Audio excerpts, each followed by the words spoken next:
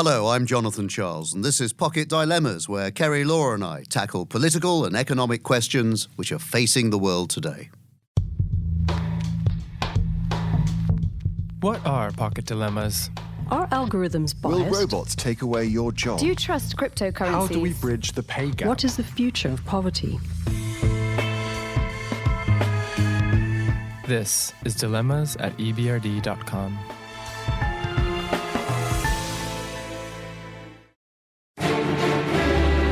Robots will lead humanity into new civilization.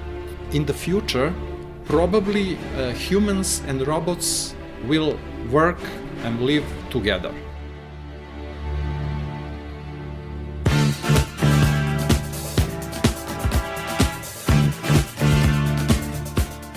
It's a rather apocalyptic view of the future. That is, of course, the music from War of the Worlds by Jeff Wayne, the sign of the monsters coming from Mars, the machines. So the machines are with us now. They're going to be more with us.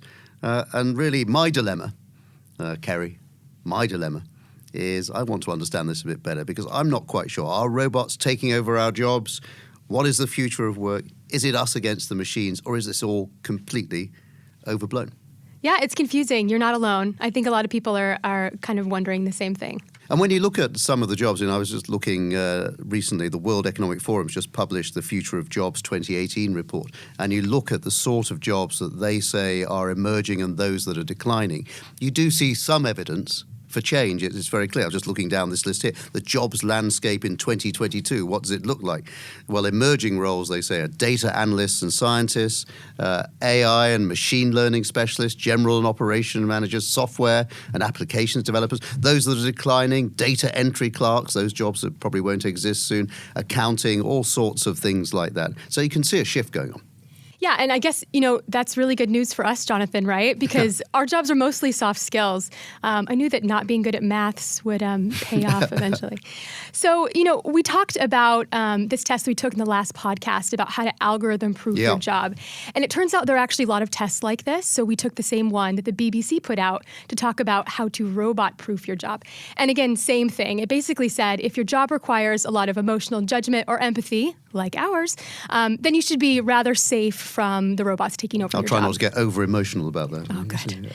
I guess to set the stage for this conversation, let's start from the very beginning. So when I just think about a robot, I immediately think about the exoskeleton of a robot. So something like Terminator or Ex Machina. And we tried to figure out, okay, so if we're going to start with kind of the basic, what is a robot, let's talk about the exoskeleton. And we found out that the first active exoskeleton was actually discovered and made in one of our countries of operation, in Serbia. So it wasn't a place like the United States or in Japan or in China, like some may think. It's in an emerging market. Exactly. It was at the Mihailo Pupin Institute in 1969 in Serbia. So we actually sent our producer, Rebecca, to the Serbian capital of Belgrade to meet the leading robotic scientist called Alexander Rodic to find out what his outlook is on robots and the future. It is common belief that if once a robot become superior, then human race probably completely degraded or disappeared. And nobody wished to happen it, so probably in the future new laws will be brought to restrict the progress in this scientific field. Because very clever robots can be compared with maybe technological clones. So he predicts that by 2071, robots both physically and mentally will overtake humans. And we're going to need all sorts of legislation to kind of protect humans and, probably new future laws to kind of restrict and guide the progress of robots and the interplay between robots and humans. All right, I look forward to arm wrestling a robot. Clearly, I'm going to be defeated on that. So that's quite a picture that you've painted, but we still have that central dilemma then today. Are robots taking over our jobs? What is the future of work? work? Is it us against the machines? And when you look online, when you start doing lots of research, you come across some amazing things. I was looking at something from Stefan Kasriel. He's the chief executive of Upwork, which is a global freelancing platform where businesses and independent professionals connect and they collaborate remotely. Their vision of future of work is everyone is freelance. And he shares some thoughts, Kasriel, about what he's telling his children. He explains why. He says, there are 5 things I'm telling my kids to prepare them for the future. Robots probably aren't taking over. You'll be in school for the rest of your lives, so it's not a finite experience. You can be your own boss. Social skills must be a top focus, those soft skills that we've just been hinting at. The future is up to you, is his final thought. So I think those are thoughts that we should pursue, actually, as we start thinking about this in the next few minutes.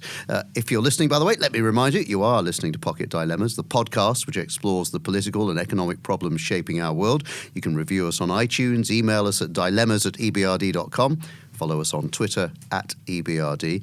And we have 2 guests to help us find our way through this difficult maze. Jason Furman is here with us in the studio. He's Harvard University's Kennedy School of Government Senior Fellow, and he's a Senior Fellow at the Peterson Institute for International Economics. Joining us on the phone line is Chief Economist of the EBRD, Sergei Guriev.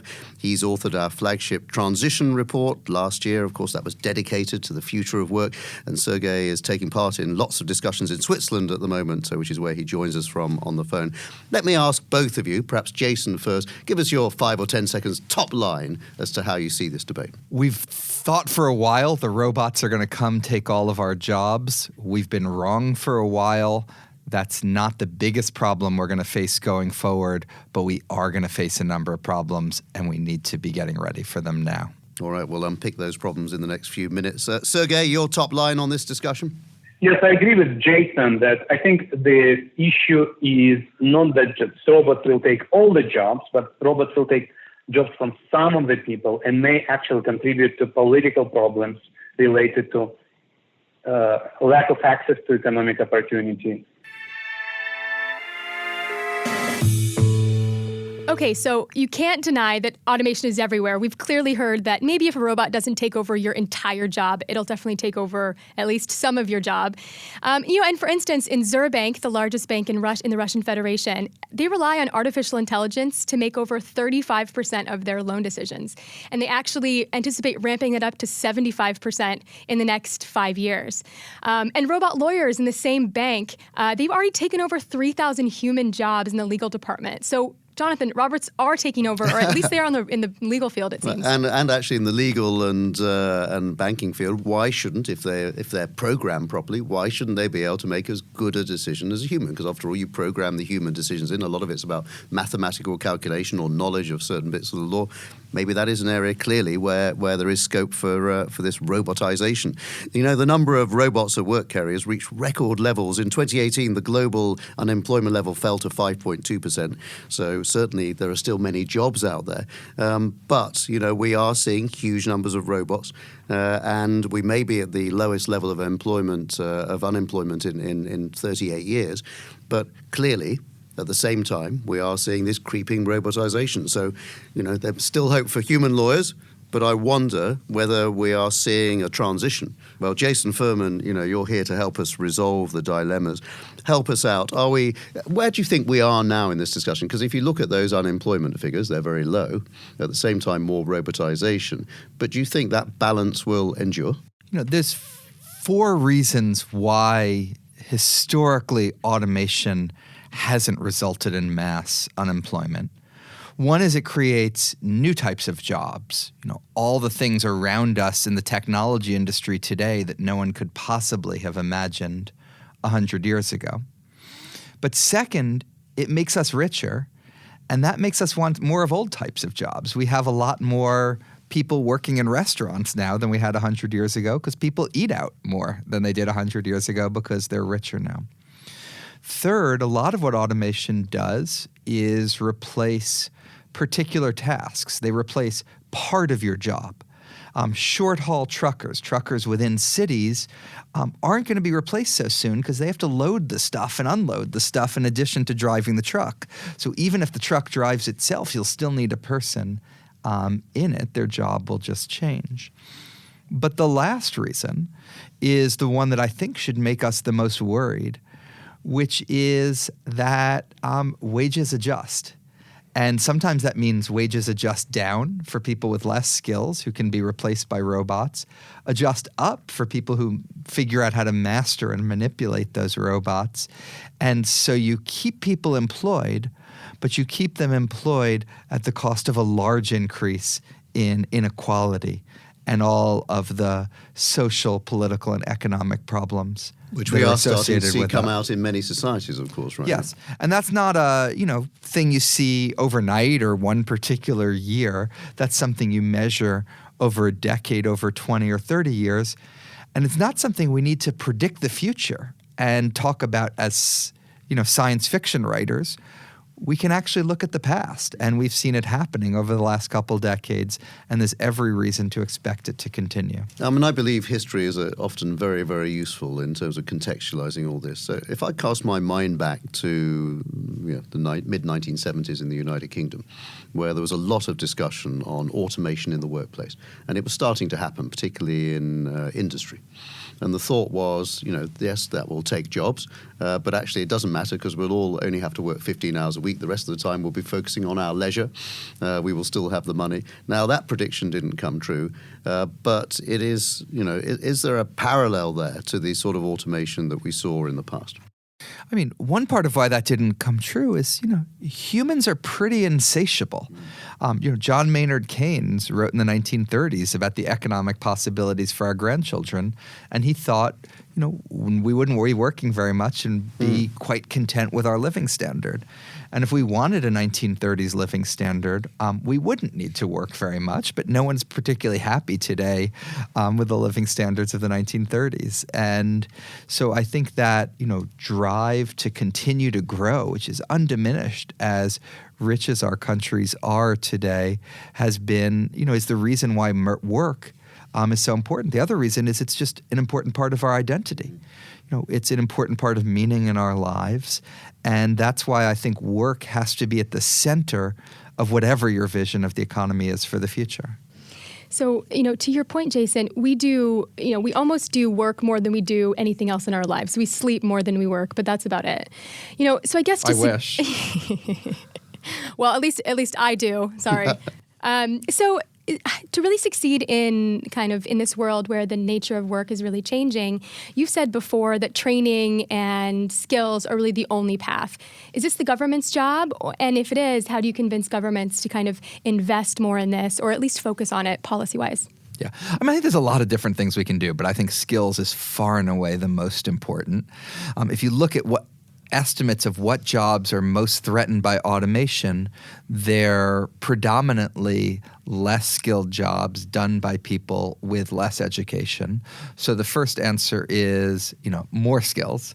The second is what type of skills. STEM will be important to many people and, in a technological economy having those skills. But a lot of STEM skills are things that the robots can do so much better than us. Whereas, as you were saying before, the soft skills, the interpersonal, the judgment, the empathy, those are what humans are particularly good at. How you do education and training in that is tough. But yes, absolutely. I think the government has historically always played a really important role. Part of why we coped with the wave of shifting from agriculture to manufacturing was countries around the world, started paying for high school and making high school something that the government provided. So we had a massive increase in government spending on education. That's the only reason we coped with the transition from agriculture to manufacturing. We need a similar increase now. But I think the public sector is a bit behind the curve here, Jason. If I think back to, say, 1997, it was a big thing in the Labour government in the United Kingdom when Tony Blair and Gordon Brown came in. We have to set up lifelong learning. We recognise this is the way forward for economies. And there was a lot of talk around it. But whether that's really delivered, I think, must be a very, very big question. I don't see the state setting out a plan for lifelong learning. Almost as though everybody has their own individual lifelong learning book. That doesn't really work like that. They haven't delivered on that. They've talked about it. And if I can give another example, again, going back to 1950s, 1960s, 1970s, people bettered themselves by going often to night school. to evening classes and often learn new skills. Those have fallen away as well. Obviously, there's a more online learning here, but people actually have to be proactive in doing it. It would seem to be a lot easier if they had a physical place to go and do their lifelong learning. Yeah, I mean, on your first, absolutely. There's lots of talk and not a lot of action on lifelong learning, and that's pretty worrying, though, isn't it? I think that is worrying. I think that is worrying, and yes, I think it's something all our governments need to do a lot more of. On the online education, I think we'll figure it out one day, but we haven't yet. So far, it's largely been a disappointment. It largely, does not seem to work very well. But, it has to in some manner. And to some degree, maybe that's with better technology. If it's more, you get a digital tutor that uses AI to interact and respond to you. You have something that allows you to take a test, and as creepy as it is, sort of monitors your eyeballs to make sure they're not straying off and looking up the answers. I mean, that's what we do with our students when they take tests in my classroom. Right. We're looking around to make sure no one's doing that. You need some way to do that. So I think some of it might be that we need even more technology to make this work. Interesting thought. Okay, let me remind you, you're listening to Pocket Dilemmas, the podcast which explores the political and economic problems shaping our world.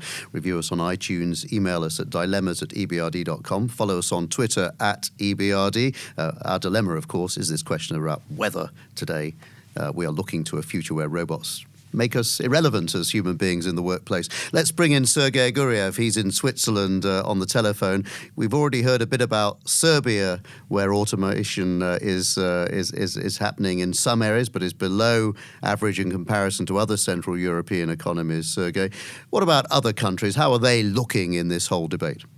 I'm very happy that this example from Serbia was brought in, because it also shows the positive impact of technological change and robotization on inclusion, on access to opportunity. Because what technology can do, it's not only destroying jobs, it's also creating access for people with limited ability to participate in labor markets. Talking about other countries in our regions, of course, the champions of robotization are Central European economies, like Poland, Slovakia, Slovenia, Hungary. These are the countries which are now champions in terms of industrial development. Now, these are the countries, of course, that may be vulnerable to robotization. Why? Because if we talk, for example, about Slovakia, the country which produces more cars per capita than any other country in the world, automotive industry is the one which is most vulnerable to robotization. And so these challenges, unfortunately, are even more prominent and salient for the most advanced Central European economies than they are for some of other countries which are somewhat behind. I mean, it's an interesting point, isn't it, Sergei? Just on this question of the emerging economies, many of which we work in. Is it an argument both ways? On the one hand, they might be in quite a strong position because they have the potential to leapfrog areas of technology because the gaps are so huge, often with existing technology in the West, so they could just do a leapfrog and move forward? Or are they really in a position where they're going to be punished quite badly, actually, economically, because they just can't have the investment, they can't have the focus that some of the richer economies have? Which way do you think it goes? Well, in principle, theoretical possibility is there. You can leapfrog if you skill your labor force. One example would be Belarus, which is now developing an IT sector at an amazing speed. And also, by the way, creating online education for IT engineers, driven precisely by private sector, which knows what skills it needs. There are public-private partnerships here, which are very important. So, Sergei, you already kind of hinted at it, but in our transition report this year, you also looked at the importance of education and how many of our countries lag behind in the quality of education.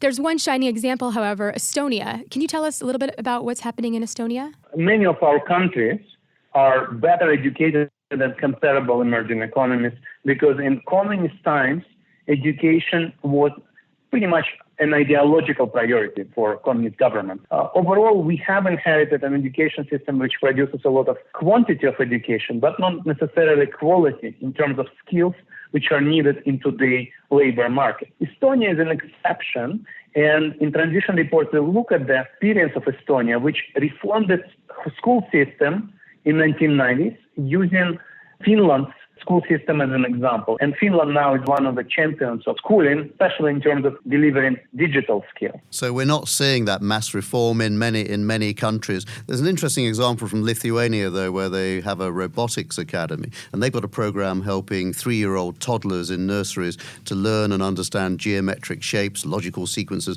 all the things that you might find useful if you're going to go into the programming world and the sort of thing that could benefit from robotics. But I wonder then, the emphasis is on that, but if we're right that the higher paid jobs are going to rely, the ones that are not taken over, they're going to rely on empathy, on those soft skills, maybe we're not putting enough effort, Jason, into that.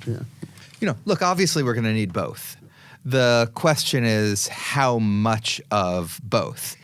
In the United States, if you look from 1990 to the present, the number of jobs that require STEM has actually gone down a little bit. The number that require soft skills has gone up. That makes sense when you ask, what it is, machines can replace, or not replace. That's a bit worrying, though, Jason, because governments are still playing catch-up then, because as the number of STEM jobs may have gone down slightly, all of a sudden governments have woken up to the idea in education we have to put more emphasis on STEM. I don't want to say don't do STEM. I have a 3-year-old, and if Lithuania had a boarding program, I would love to send him to get exactly those skills and get started now. It's a great thing. It's an important thing. This is Pocket Dilemmas, the podcast which explores the political and economic problems shaping our world. Review us on iTunes. Email us at dilemmas@ebrd.com. Follow us on Twitter @EBRD. So, Sergei, in our transition report, you also mentioned another really important challenge, and that's migration. Obviously, migration changes the way that our political landscape unfolds. You can see this obviously demonstrated in what's happening in Europe. You can see a little bit of the sentiment in the United States. But really, the rate of migration, how much has it really changed? There's a clip from Migration Matters, an NGO dealing with migration issues, and Hinde Haas, who's a professor of sociology from the University of Amsterdam and author of the book, The Age of Migration, has some great kind of stats for us to look at.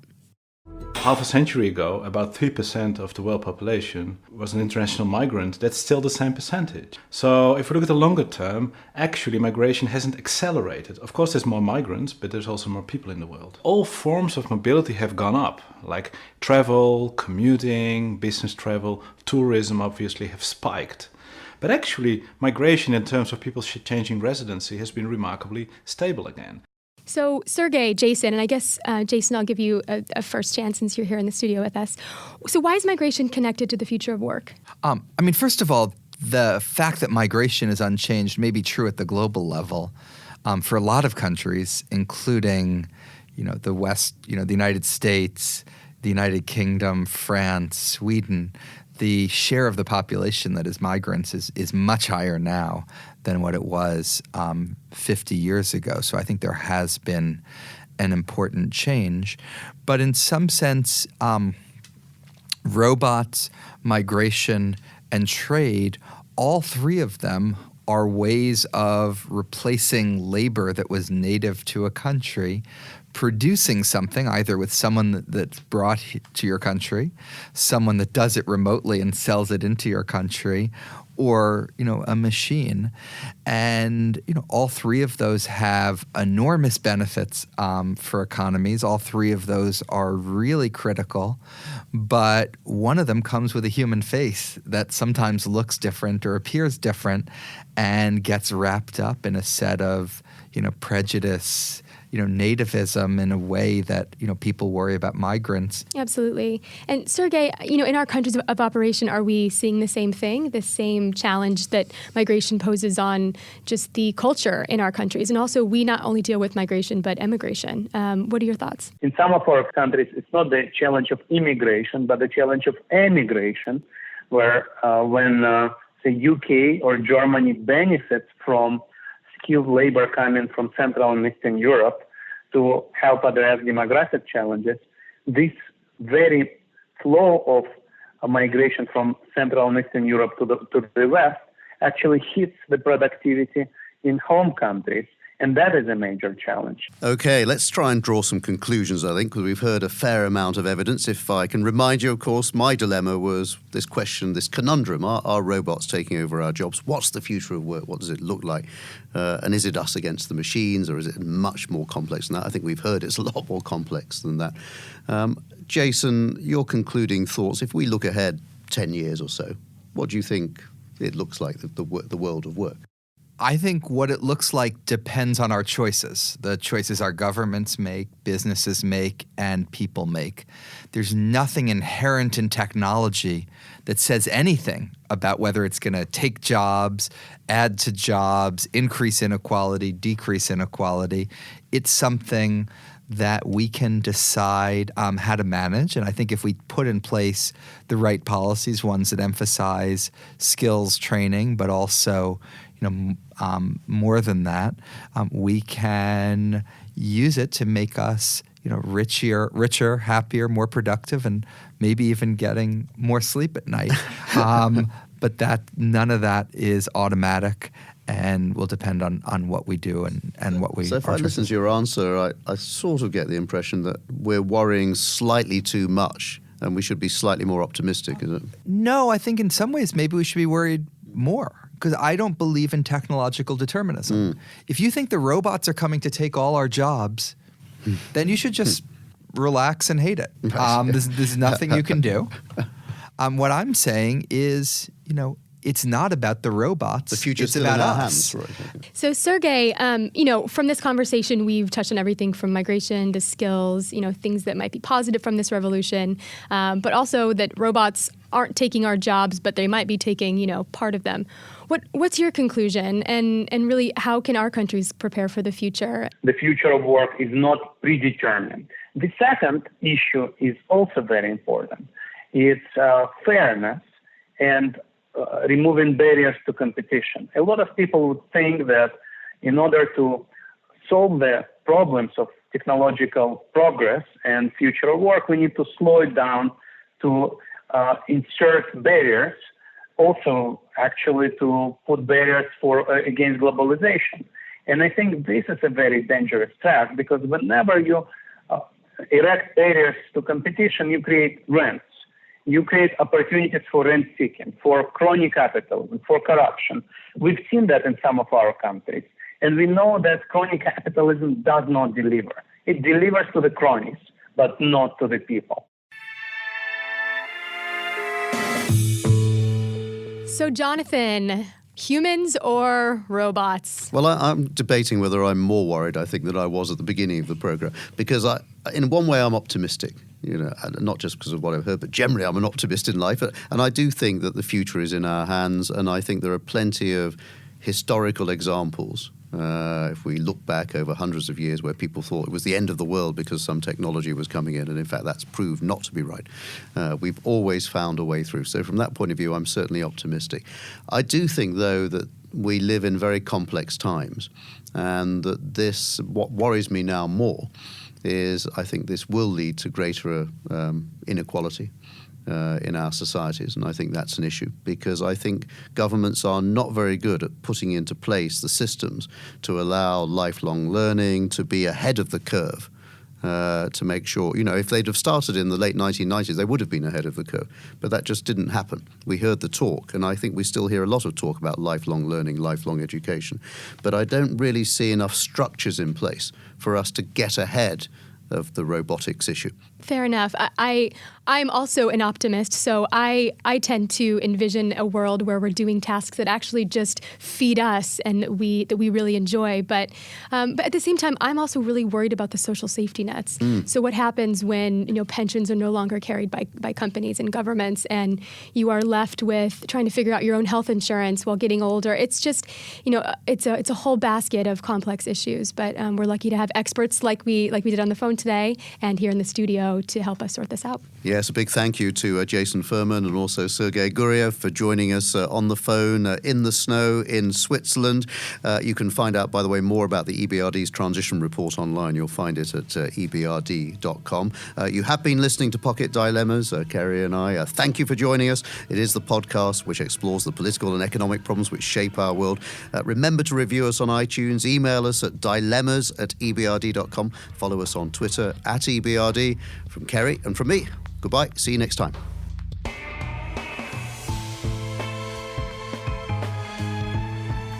This podcast was brought to you by the EBRD. We'll be back soon with a new episode. In the meantime, send us your feedback, suggestions and ideas on dilemmas@ebrd.com. And remember, reviewing and rating us helps others to find us. Until next time.